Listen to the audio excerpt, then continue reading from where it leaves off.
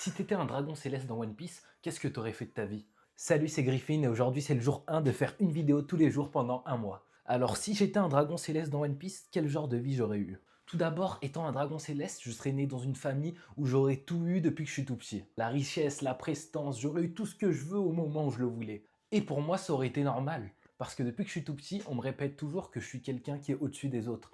On dit que je suis un descendant des 20 familles royales et que pour remercier nos ancêtres qui ont mis la paix sur le monde entier en créant ce gouvernement mondial, toute personne habitant sur la planète se doit de m'obéir et de me servir. Forcément, en ayant grandi comme ça, je prends tout pour acquis. Donc je vis ma petite vie de dragon céleste un peu tranquillement, à jouer avec mes potes, à faire ce que je veux des esclaves. Mais en grandissant, bizarrement, je sens qu'il y a un truc qui cloche quand même.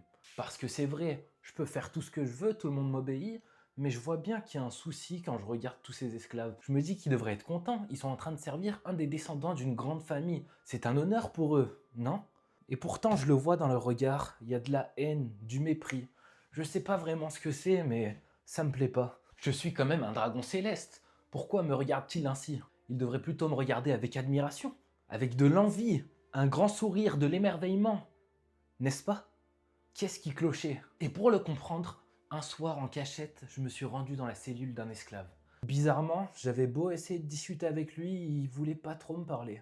Ou c'est plus comme si il voulait pas me fâcher, pas me contrarier. J'avais beau lui poser la question, pourquoi de nombreux esclaves me regardent ainsi? Pourquoi me méprisent-ils? C'est l'impression que j'ai à travers leur regard. Ressentent-ils de la haine? Pourquoi ne ressentent-ils pas de l'admiration? Ne suis-je pas un des descendants de ceux qui ont fait de ce monde un havre de paix? Mais cet esclave était assez particulier. Malgré ma demande, il voulait pas me répondre.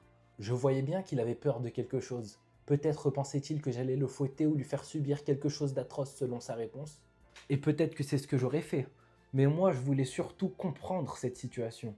Donc j'y suis retourné, de jour en jour, de semaine en semaine, jusqu'à enfin avoir une réponse. Et ce que cet esclave m'a dit, je m'en souviendrai toute ma vie.